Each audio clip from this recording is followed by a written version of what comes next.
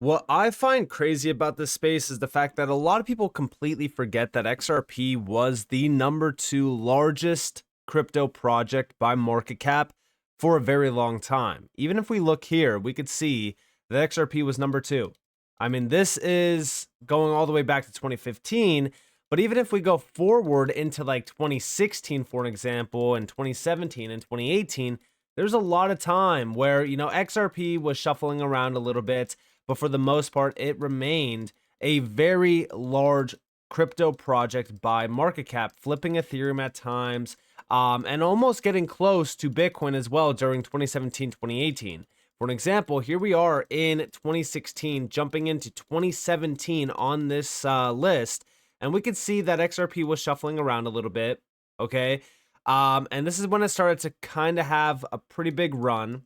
But then this is when everyone started to forget about XRP, because this is like September of 2017. It's starting to get flipped by like Bitcoin Cash. Nobody really cares about it. Then towards the end of November into the beginning of December of 2017, something happened. And this is when we start to see XRP jumping significantly to the number 2 spot yet again, and getting very close to flipping Bitcoin. We were roughly $130 billion away from flipping Bitcoin. But what a lot of people don't know is that there was points in time, okay, where XRP was trading higher than Bitcoin in terms of market cap. And we're going to talk about that in this video. But we also have a lot more to address in this video as well. So sit back, relax, and welcome to the channel, everyone. My name is Nick. For those that are new to the channel, hopefully by the end of this video, you do become a subscriber. So let's take a quick look at the market right now. XRP, roughly almost $80 billion in market cap. Ethereum, roughly $401 billion. Bitcoin, still over $2 trillion. So XRP does have a long way to go to, flip even Ethereum, but also even flip Bitcoin. Now, is that going to happen this cycle? Again, I don't believe that XRP flips Bitcoin this cycle. I do think that it does have a high probability of flipping Ethereum, though, this cycle, but I'm not the only one that believes so, and we're going to address that as well. But let's start off with one of the big obstacles to XRP still, even though a lot of people think that it's not a big obstacle, and that is, of course, the SEC lawsuit. We know on the 21st, we got a big announcement that the SEC was launching a crypto task force led by Hester Pierce, and we have the SEC crypto task force is to establish clear regulatory frameworks. And here we actually have the full breakdown of this. Now, I've already talked about this a little bit in previous videos, but the big thing that I want to address when it comes to this is, if the SEC is very serious about this, if we are going to start to see a big change at the SEC, well, we need to start to see big changes across the board. And it does also come, back to the whole idea of, all right, are they still playing the same games? Are they still doing the same things that the previous SEC, did? And if we go over here from Stuart Alderati, the CLO of Ripple, some SEC lawyers are still playing old games, earning yet another admonishment from a federal judge today, this time in the Kraken case. This conduct must end swiftly or risk undermining the efforts of SEC Crypto 2.0. And if we actually look at this, right, we have the SEC refers to these assets as the Kraken traded securities. As I made clear in my previous order, I will not entertain any theory of liability wherein the SEC asks this court to treat the crypto assets themselves as though they are securities. I'm considering the theory that those crypto assets once sold, traded, exchanged on the Kraken trading platform are investment contracts that form the basis for securities. I will warn the SEC once more to be careful of this distinction. So again, we're still hearing talks about crypto securities. This is a bit of an issue, okay? We want to see this completely torn down. We don't want to hear any talks about crypto securities. I mean, at this point in time, if the SEC is going to change, or if we are going to see a big change at the SEC, this distinction needs to change. Now, over here, we have, again, Stuart Alderati responding to David Sachs, because this is about SAB 121, right? It got repealed. This is a big one. But we have double click on that. Now let's dismiss these baseless cases with no fraud, no victims, just a political agenda to cripple the US crypto industry. They're a massive waste of government time and resources. And Stuart Alderoty is, he's talking about the Ripple case here. Because the Ripple case, for well over 4+ years, has absolutely zero fraud tied to it, zero victims tied to it, outside of, if you will, right? Like the SEC hurt the retail sector. So the victims actually of this case is the SEC hurting the retail sector, also hurting the crypto industry in the US. So there is no fraud, no victims, at least on Ripple's side. So this case should be completely dismissed and thrown out. If this SEC, this new SEC was to, really kind of change things and, stick to their word on things. So we'll see what happens here. But on top of this, right, we also have so much positive news today. This was regarding the executive order. It's hard to pick my favorite, but this one from the fact sheet accompanying the executive order strikes a chord, doesn't it?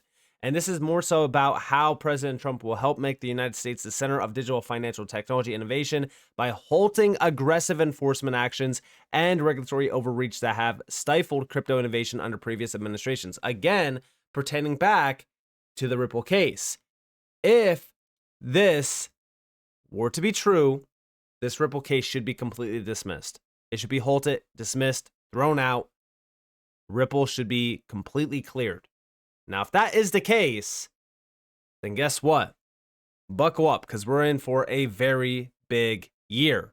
But outside of this, what else is going on that could help XRP significantly shoot up in value, flipping Ethereum, and becoming a very large crypto project by market cap? Well, what about this? You guys remember this? XRP is going to make history next year, aka 2025. This is from Bitstamp. You also remember this, Bitstamp, right? Here we have the XRP is going to make history next year. Here we have Ripple Investments, Bitstamp being one of them. On the right side, we also have Robinhood to acquire Bitstamp. Here we have Ripple XRP Ledger Derivatives Platform from Bitstamp. We are launching our own derivatives exchange in the next few months, so that's something that we are most excited about and really hope to cooperate closely with Ripple there as well. By the way, this is projected to be in 2025. The exchange already has several stablecoins issued on the XRP ledger, making it clear that Ripple's technology is central to its future plans, but launching a derivatives platform is no small feat, especially in a market crowded with giants like Binance and Bybit.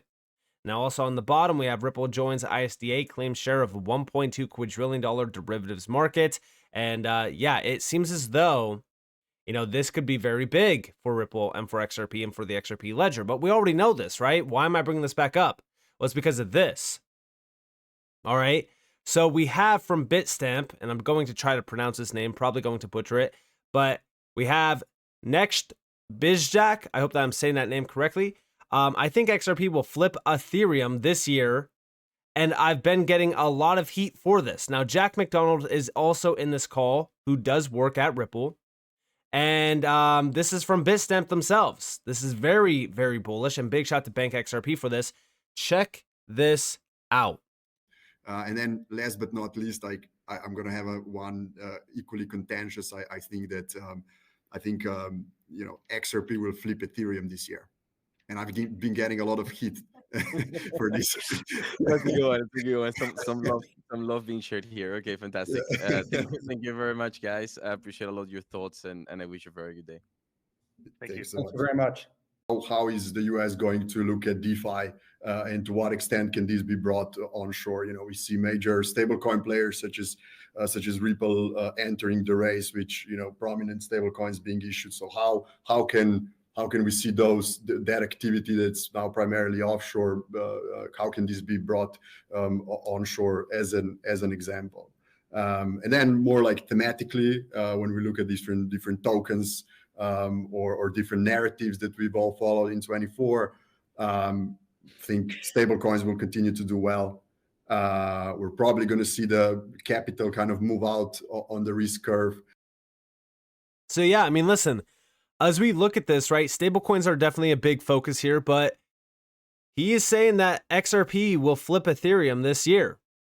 Now, What does Bitstamp know? Well, Bitstamp knows that this derivatives platform is coming, and this is also going to be a big leap into a massive market. And we already know that there's a ton of stablecoins on the XRP ledger from Bitstamp. So this definitely does make sense for XRP to make history this year. And we need to keep this in mind because, you know, again, XRP is technically the only crypto asset in this space to have flipped Ethereum. Now, like I said, yes, at one point in time, XRP was trading over Bitcoin, and it did happen during that 2017-2018 all-time high push. Now, again, I showed you guys the historical snapshot over here. This is the only one that they show on my end, but there was a point in between this move where XRP was trading over Bitcoin. Again, this is that screenshot. If you want to go to the Wayback Machine, I believe that that's still operating. If you want to look, you could find this screenshot specifically. I think that it was between like January 1st and the 7th. But we have here, fun fact, during the 2017 bubble, XRP flipped Bitcoin and became the largest cryptocurrency in the world. This completely triggered the maxis. The next day, CMC rigged the rankings by removing all Korean exchange data, crashing XRP's price. Afterwards, they had their buddies at the SEC go after it with a multi-year politically motivated lawsuit, which ultimately failed. Bitcoiners hate XRP for one reason. They know it's a real threat to Bitcoin's dominance and attack it relentlessly. And listen, we've been talking about this as well.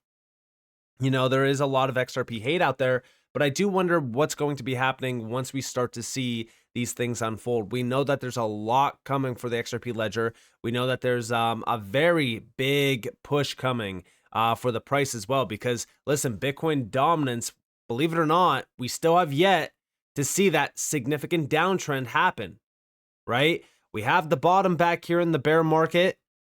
We're waiting for this thing to completely push to the downside. You know, we have this price action back here in 2020 to 2021, and you can see what alt season looks like. This is what alt season looks like, this massive push to the downside. We're waiting for that to happen here as well. And so far, this thing looks pretty weak. And I showed you guys this also on the 12-month period as well, I'm pretty sure. If we look at this thing on the 12-month, I mean, this is the macro. We have three. I know that they're blue, but these are technically green candles to the upside. Here we have three green candles to the upside. The next one is that massive downside candle.